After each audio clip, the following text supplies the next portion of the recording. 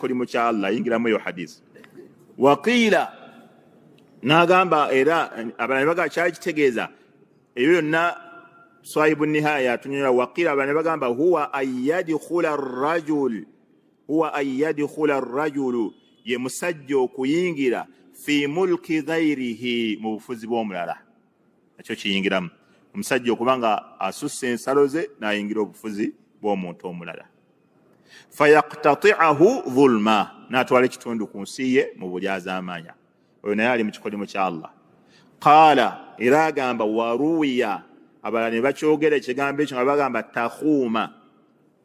Laana Allahu man ghayyara takhuma bifathi ta ala al-ifrad, nti akabera wali tugaye bulambe abategeza alama emu yokka. Wa jam'uhu bwe tuba tubigasse tugamba tukhumu.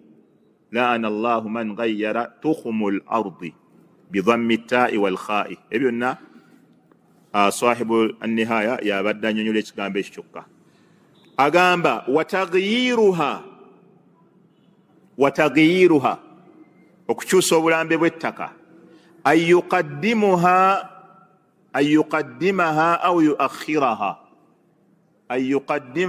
aw yuakhiraha. Kaifa yuqaddimuha?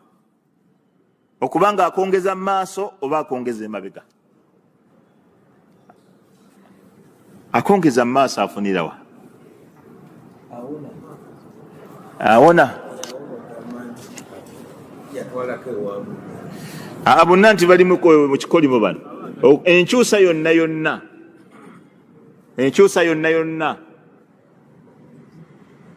ekiraba kati singa wabeerawo oluzzi nga lwakugogola nga luvunaana mu kibanja kyo nga gwoyina oddulabira n'oddugogola neki, oba lwaguddemu n'omuntu n'afiiramu, kati nga bagala bamanyani nannyini awo, n'ogeera ekiro n'okasembeza n'okazza eno n'ogamba nedda ssebo tolaba akawanyi kaako tokiraba nampita sobola kwogera nga tekiriimu buzibu. Oli akyusa neyeegaana ewawe oba babadde batwalawo ab'ekkubo era nti bajja kutwala wange bagenda kutwala wa Abdul Samad n'akyusa nga tebagenda sasula n'alaga nti batutte wa mukuye tebatutte wange awo ssebo, puluti yaabwe taata yagibalekera, we batutte si we wange ssebo tolaba. Ate bwe bapima okuvaawo ne badda eno bapimira mu makkati, balina salira mu makkati, olaba bwe yeeyongera eri kati nina okweyongera eri nze futa 8 zetulina okupama, naye nga eno yagizeeyo okiraba. Kati ebyo byonna ate nga yali yeesooka eno oba tuti tewabadde waffe nze tulaba kaffe. Kati mu kupima wano alina okumalayo 8 kye. Kati kye baagamba bamanyi enkola yonna gy'oba okoze mu kukyusa oluwanyi oliko ekikolimo. Oyinza oddukyusa ng'osembeza oluwanyi oba olwongerayo. Fayakunu hadha min adh-dhulumi fayakunu hadha min dhulumi al-ardi, obwo ne bubeera nga bwe bumu ku bulyazaamaanyi obw'ettaka. Kale kiyite kibba ttaka. Alladhi qala fihi an-nabiyyu sallallahu alayhi wasallama, obubbi bw'ettaka nabbi yabwogererako ddala alayhi salatu wassalaamu. N'agamba, kansooke nsome hadisi nga bweri wano mu Sahih Muslim. Nabbi yagamba man iqtata'a shibra min al-ardi dhulma, man iqtata'a shibra min al-ardi dhulma, omuntu yenna alitwala ekitundu ku ttaka ekyenkanankana oluta olw'engalo bwe luti naye ng'akitutte mu bulyazaamaanya, tawwaqahu Allahu iyyahu yawma al-qiyamati min 7 aradhin. Ekigambo tawwaqahu era bakinyonyola emirundi mingi, naye kanjogereko 2 gyokka. Abamanyi abalala bagamba Allah agenda kumubonereza mu kitundu ekyo kyennyini nga bw'amussa wansi paka lwamalayo ensi 7. Abalala ne bagamba nedda, ekigambo tawwaqahu nabbi kyali ategeeza bagenda kutema ekitundu ky'ettaka kiyabba, oba yiika 3 oba 6 oba mayiro, ekitundu ekyo bagenda kitema kikke wansi paka lwe kimalayo ensi ey'omusanvu, bakimuteeke mu bulago bakimutikke. Bagenda sala kapaati ako konna bakke nako wansi paka ku nsi ey'omusanvu, kati bamutikke ku lunaku lwa kiyama. ajje ng'alimu eyo embeera paka Allah lwalisalawo okubala abantu addize omuntu hakkiyo kati gimutise. Agenda kubeera nga yeetisse bw'atyo ng'ali mu buzito n'obulumi obutagambika naye nga azze yeetisse ettaka. Bwe tulaba Allah bwe yagamba waman yaghlul ya'ti bima ghalla yawma alqiyama. Allah yagamba waman yaghlul, alghulul kwe kutwala akantu nga tebakakuwadde. Era minyago oli bwe yajja nga y'akantu n'akatwala nga tebakamuwadde nga nabbi agamba ojja kujja nako ku qiyama. Buli muntu agenda kujja n'ekiyatwala. Kati omuntu yenna eyabba ettaka buli kyova ekiyama nga nabbi Allah bwe yaga wasaatu adiha wa amaru. Ekiyama kigenda kuba kizito nnyo ate nga kikawo. Ezo ahwal yawma alqiyama bazita ahwali yaha si ahwal ahwal entiisa z'olunaku lw'enkomero zigenda okufuula ekiyama nga kizito. Oli bw'okyatunuulira oli azze ne olubuto lulinga ensozi ate yo riba nguzi ate oli bw'oli awo ng'ow'ettaka ng'ekiyama tekitegereka. Ate asobola okuba nga byonna yabirina nga byonna abirina. Allah ajidde embuto ennene ng'olusozi lulinga Kilimanjaro olubuto nguze ejjudde omwo riba rishwa ate ng'alinayo n'ettaka lye yeetisse likomeeyo mu bire. Kati ng'omutunuulira n'ogaa ya Rabbi kino ekiyama kinaasoboka? Abantu banaayita tunaavaawo wano. Kati embeera eyo yagenda okufuula abantu nga balinga abatamidde nga si batamiifu. Watara nnasa sukaara wama hum bisukaara walakinna adhaaba Allahi shadid. Genda okulaba nga abantu balinga abatamiivu naye nga si batamiifu, naye ng'ebibonerezo bisusse obukaawo, ng'embeera buli evaawo eddako nkaawo okusinga ebaddewo. Kati omuntu eyabba ettaka bagenda kumukola bwe batyo. Maama waffe Aisha radiyallahu anha waliwo tabi'i bamuyita Abu Salama. Abu Salama yali azaalibwa sahabi gwe bayita Abdurrahman. Abu Salama bune Abdurrahman. Abdurrahman yali mwannyina wa Aisha. Era yoyo nabbi gwe yagamba amutwale wali etan'im, amutwalire ku nsolo ye amukomyewo akole emikolo gya umra. Abo bazimba masjid Aisha. Yali nono Abdurrahman. Kati ono Abu Salama tabi'i bune Abdurrahman bw'ataba Abdurrahman ibn Auf kamala okulaba Abdurrahman kyona.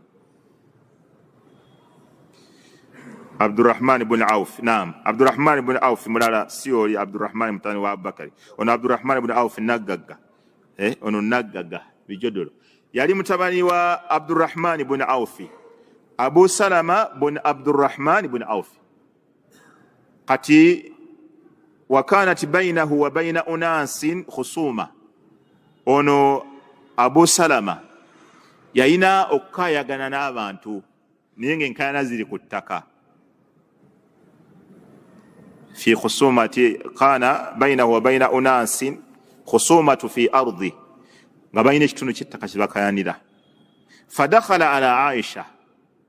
ono Abu Salama tabi'i nayingire wa mama wabakiza Aisha nga mwebuuzaako bantu tuli mu nkayana nenda abandi azamanya ettaka nkoze ntya nga abantu bafuna ebizibu ne beebuuza ku bamanyi babuuza ku babali okumpi ne banoonya tawjihati diniya advices okuva abantu abali mu ddiini.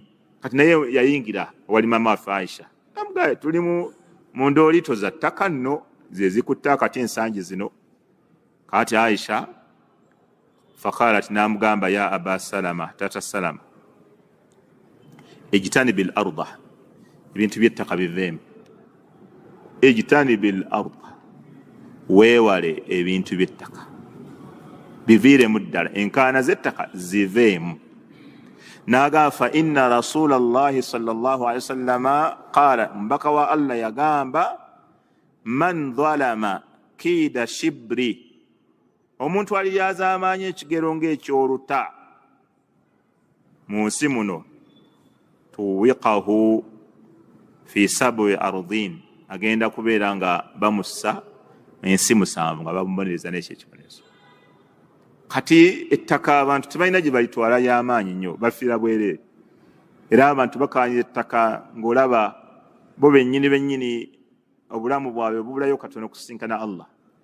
Naye ettaka oli n'asengula ebyalo n'ebyalo n'abajjako olw'okuba ye mugagga alina ssente. Ettaka tewali kitugenda ddikolako. Eno ensi ya Allah. Era Musa alayhi salatu wassalaamu abantu bwe bakosa Firawuna bwe yakosa abantu be ne bamugamba udhina min qabli an ta'tiyana wa min ba'di ma ji'tana qala asa rabbukum an yuhlika aduwakum wa yastakhlifakum fil ardi fayanzura kayfa ta'malun.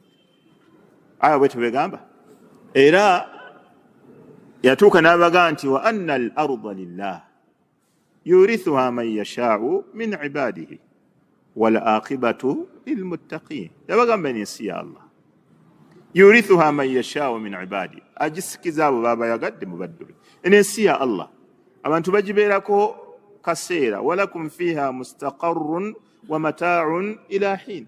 Ensi mutebenkerako kaseera kabuwangaazi bwo, abaana ne bagitwala n'abazzukulu ne bajja, n'abalala ne batunda, n'abalala ne bagenda. Akaseera ketuliko kuno ku nsi katono, katosiŋŋana abantu nga baluganda naye nga baganye okukkaanya ku nsonga z'ettaka, nga baagala kwetta. Abantu bangi bali mu makooti baluganda, maama waabwe omu, taata waabwe omu, n'ettaka. Abantu bangi bali eyo ebweru, bangi nena audios kuno ez'enjawulo, nga abantu b'ab'eŋŋanda zaabwe baweereza babagulira amataka bagatwala. Abalala ebibanja bye baaleka nga kyali kibanja kye, oyo tajja kudda. Tutajja kudda naawe wafuuka bwe Bulaaya. Baabitwala boogedde nabo tebakyusa. Abalala mu byalo gye twava munno gwe muzaagala naye oyo yafuukawo emiyenga tasobola. Era boogezaako mb'olyagala ojja kulaba amayembe bugavaayo, ojja kulaba amagini nga googera ewuwo buli lunaku. Naye nga muganda googera buli lunaku, magini nga googera, naye nga ttaka muganda waafuuse ekizibu. Abalala abooluganda omusika omu ettaka lyonna yagala ditwala lyonna abaganda be, era alirima ennima eya kifiiriza alabe nga tewaliwo yeesenzaawo. Kati ebyo byonna bigwamu eno hadisi. Gwe twala ttaka linda qiyama, twala ttaka linda qiyama. Ate banakukola ki? Gwe twala ttaka nga bw'olinda qiyama.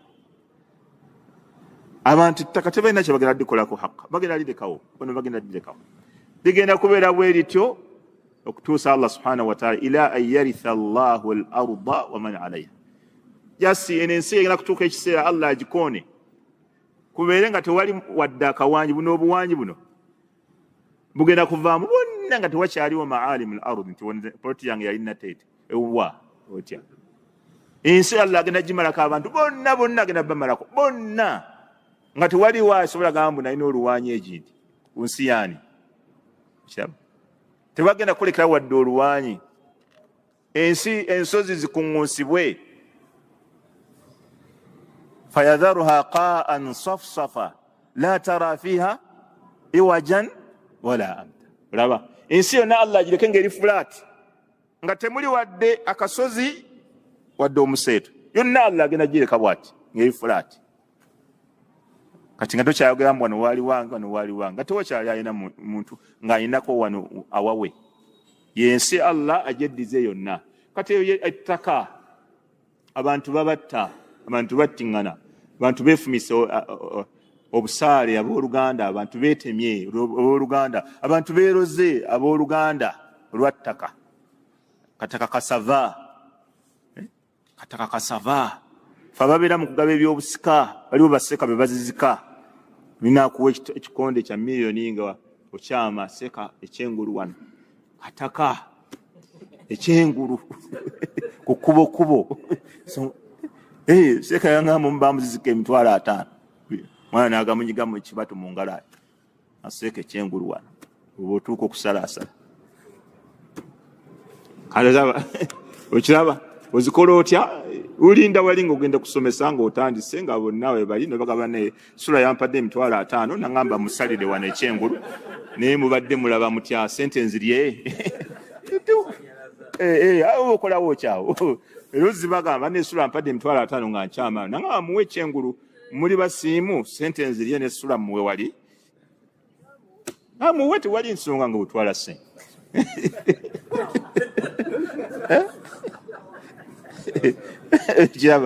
abo basalafu webatu bakola basalafu zo sente zikwata naye nolinda bali nga mutandise noyogera nobabuulira njala nzirye nga nziridde kwalaali sula mpadde emitwalo 40 aŋŋamba omuzigo guno ogw'emmaaso gwakola ki gwayagala naye mukiraba mutya ate obona okola okiraba idhan kati nga tumaliriza sheekh agamba nti nabbi agamba man zalama shibran min al ardi omuntu yenna ali yazamanya oluta lwaki lw'ettaka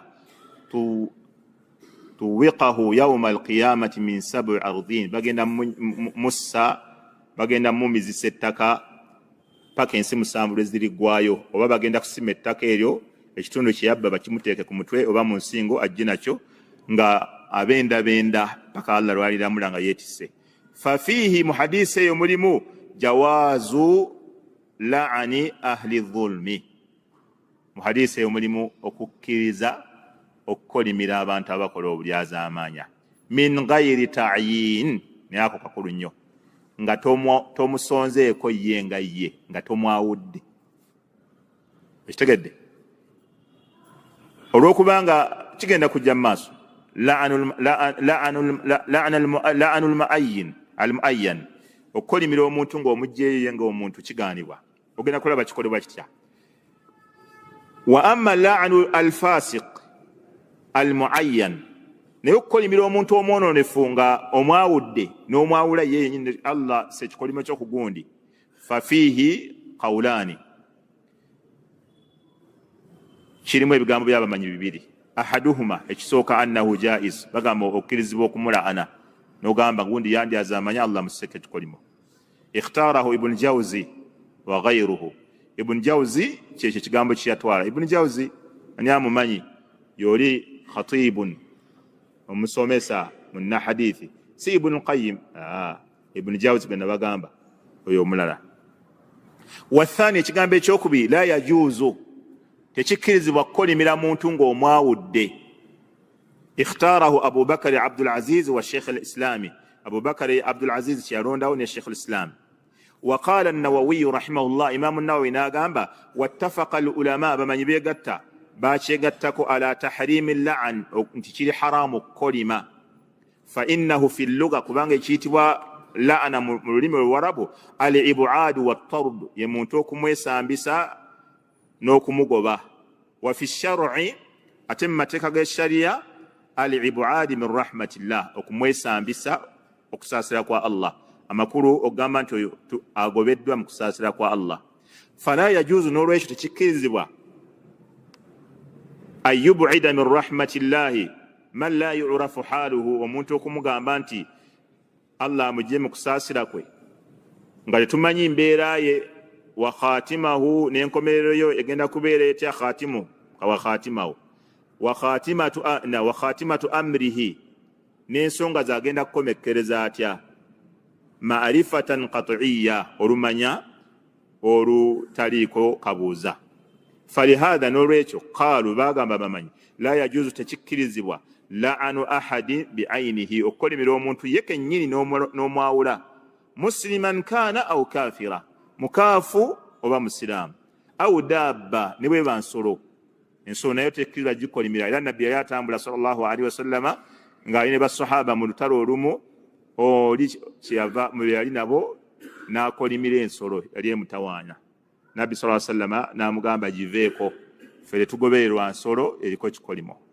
era omu ku basahaba anyumya hadisi eyo agamba nti n'essaawa eno ninga agiraba ng'etambula mu bantu ninga tewali wagikwatako olwekyo ekigambo nabbi kyamugamba giveeko fere tugobererwa nsolo eriko ekikolimo lwamugamba ekyo n'agivaako n'abalinako ebintu kwensobo nali babijjako ne bagireka ng'etambula yagamba n'okutuusulwayo ninga agiraba yali etambula mu bantu naye nga tewali wadde agikwatako olw'okuba nnabbi yabagamba kati ensolo eriko ekikolimo kati tetukkirizibwa kukolimira muntu nga tumwawudde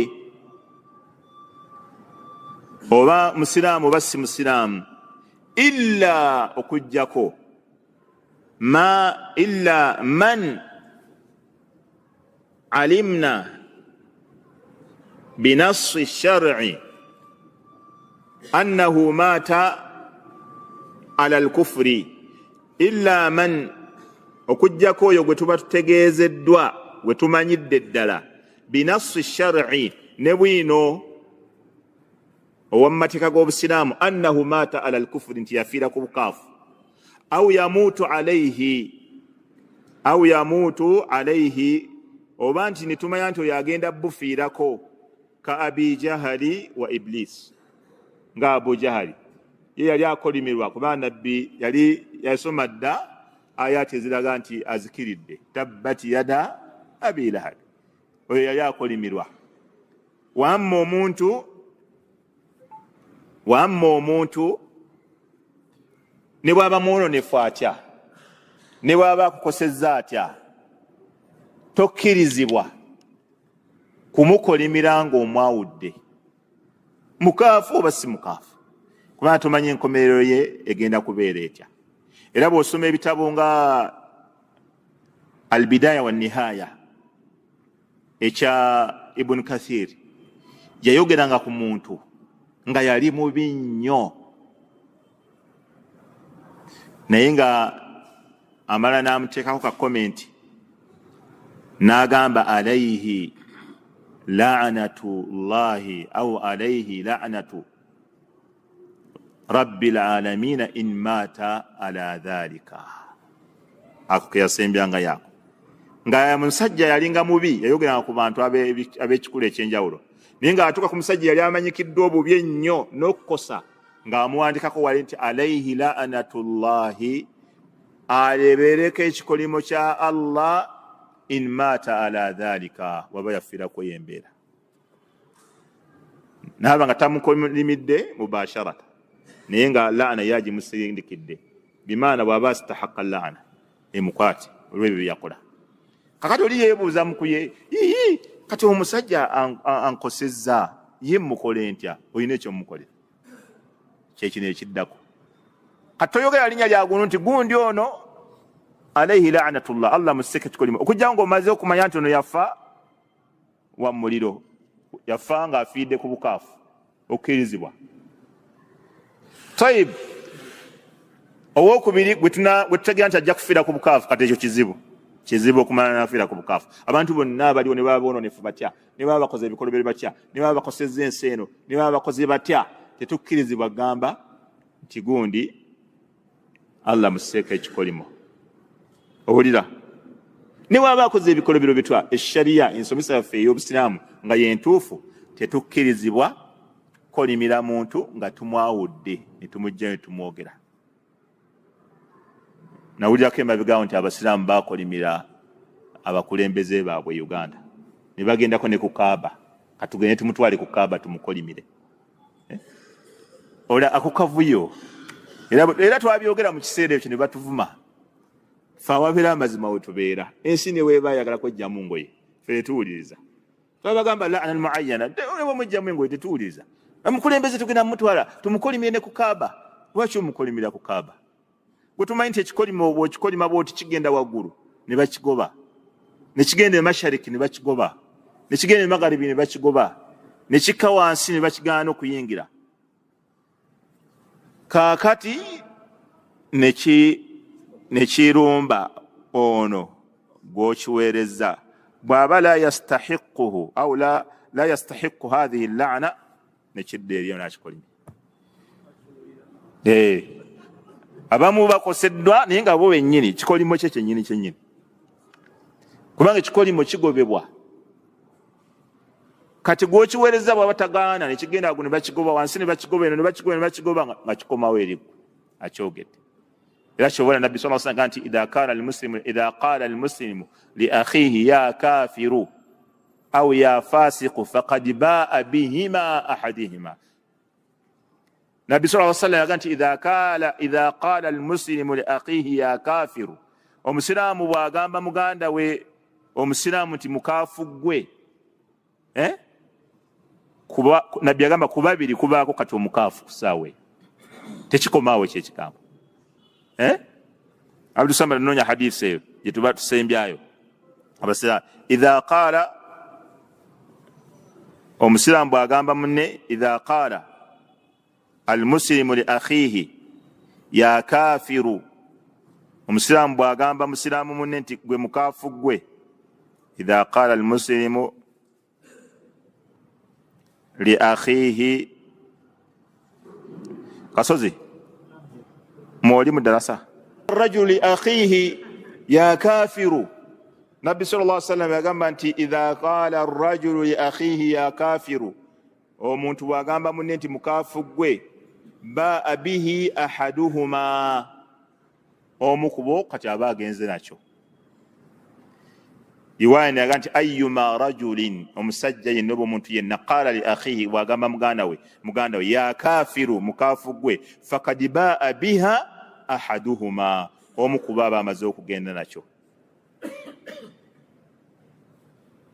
kati tovolaba al iqdamu ala takfiri nnas okafuwaza abantu au tafsiqihim okugamba nti gundi mwononefu duna bayina nga tolina bujulizi amrun azim kintu kinene nnyo فهذا أمر ليس بمتروك لآحاد الناس بل على المسلم التأني وعدم إصدار الأحكام والتماس العذر وحسن الظن بغيره ومن ثم يقام من نونت يوم ونونف ويوم تكاف وزبانت أخي الكريم توكولي ملابانتو نوابا كوزي بنتو بيتيا باتو ماني بغندا كفاباتيا بسبيري الله وبرونغم بسبيري الله هداية ولي بابا كوسيزي نيو وكولوتيا Sheikh yagamba wa amma la'anu bil wasfi nayato okumukolimira ng'okolima oyogera kitendo falaysa biharami ekyo tekiri haram okolimira omuntu nti Allah kolimira gundi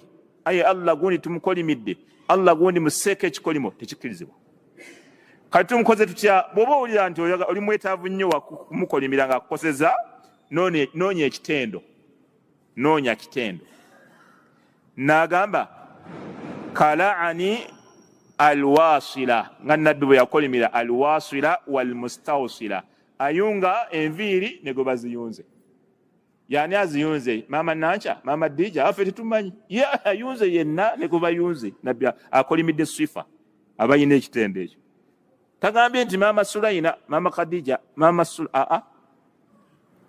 walwashima walmustawshima nabbi yagamba Allah yakolimira omuntu ayokya enjokyo ne goba gyokyezza wa akila riba wa muukila alya riba ne goba nagiwaayo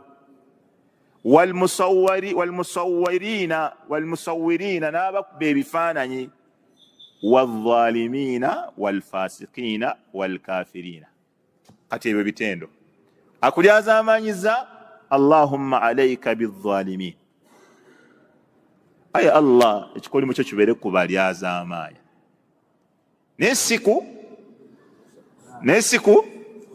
siku fulani minan nas toyogera muntu Allahumma alayka bidh-dhalimina oba Allahumma alayka bidh-dhalama Allahumma alayka bil-fasaqa Allahumma alayka bil-fasiqin ay Allah bafasiqina abona ne fubaseke ekikolimo naye tugamba Allah se ekikolimo kyo ku kyasanku kyasanku tomanye enkomerero yegenda kubeti okyaba kati idhan wasatiya y'obusiramu wasatiya ya manhaji ennungi y'abasalafu batambulira wakati omuntu akoze bino nebino naamu tomukolimira ye ng'omuntu okiraba era wala'ana man ghayyara manara al-ardi ekyokulabira kakirese kyennyini mu hadisi nabbi yakolimira Allah yagoba mu kusaasira kwe ani man ghayyara manara al-ardi akyusa obulambe bw'ettaka yani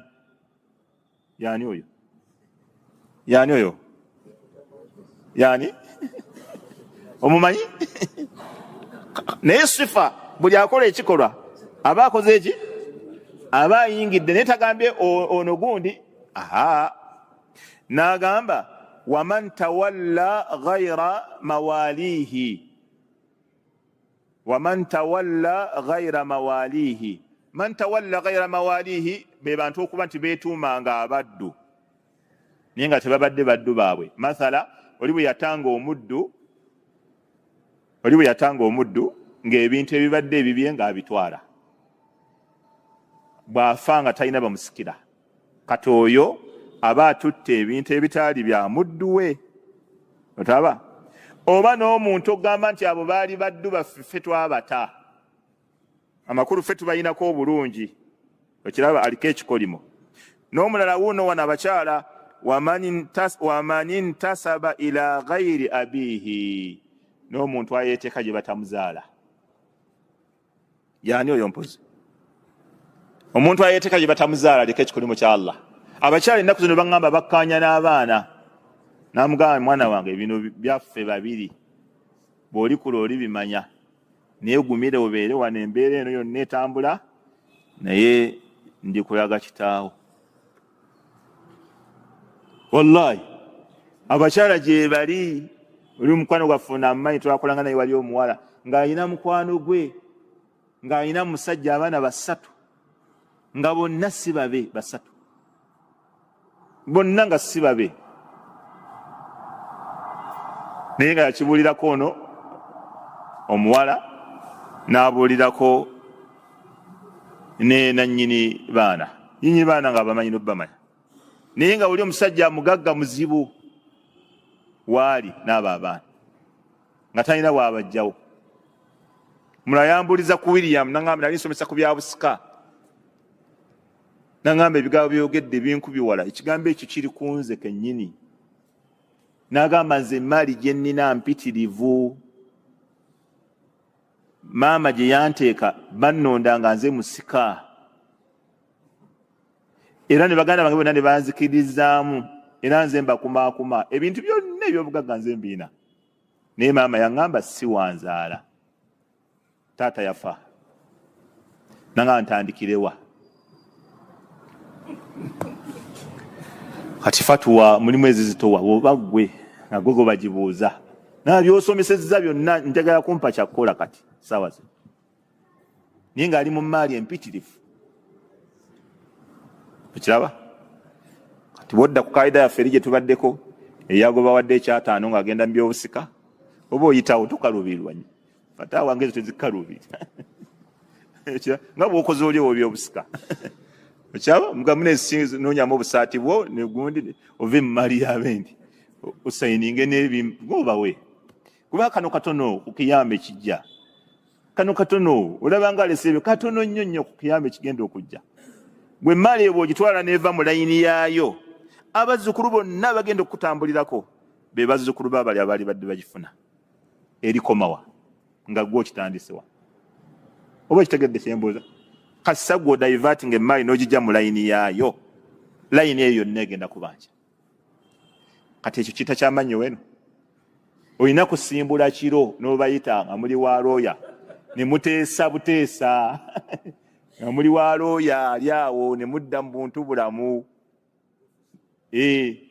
Ate baba abantu balamu bakuwaayo ke bakuwadde ssebo, bw'oba obikutte kisajja kikulu bakuwaayo entandikwa, tukoze bulungi n'obawe biliyoni 27, naye kale Allah akuwe baraka bakuwe emitwalo 28, genderaawo tukoze bulungi, webala omutima ogw'eddiini, Allah gaggawaze muwe emitwalo 28 afune takisi awo ne bakutaba obadde biliyoni 27 egya Uganda, egya dola gya Uganda, ate nga bamaze n'okutegera nti toli waabwe.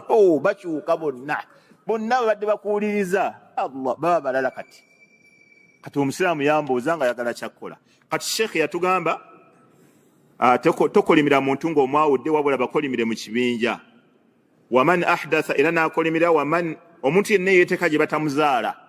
Waliyo abaliyo olwali nga bakimanyire ddala si gye babazaala, abalala bategeragana ne bamamba baabwe ne bamugaba gye batamuzaala. Omwana waali agumiddeyo tavaayo, taata alinda lwana afa, abalala balinda ne babeera bwe batyo paka lwe bafa. Waman ahdatha fi lislaami hadathan aw awa muhditha, n'omuntu yenna ateeka mu busiraamu ekitali kyamubo oba n'abudamya omuntu alina omusango naye aliko ekikolimo kya Allah. Wa ghayri dhalika mimma jaat an-nusus ash-shar'iyya bi itlaqihi ala al-awsafi la ala al-a'yani, n'enkolimo endala ezajja nga ziriko obujulizi mu bigambo bya nabbi naye nga teziri ku bantu. Wallahu a'lam. N'olwekyo bwe tuba tukolima munnange tukolimiranga omuntu ng'omwawudde ne bw'aba akoze atya, ne bw'aba akoze kibi kitya. Kati ate enkola y'okukolimira abakulembeze yekyasinze okubeera embi, eyo namuzisa. Abakulembeze tebabakolimira ng'omwawudde n'omwogera erinnya. Era ebyo ebikolimo ababikolima n'abaabikolima balina okukola tawba ewa Allah tabaraka wa taala, kubanga mu Busiraamu tebukikkirizibwa okukolimira omuntu nga bamwawudde. والله تعالى أعلم وصلى الله وسلم وبارك على نبينا محمد وعلى آله وصحبه أجمعين والحمد لله رب العالمين.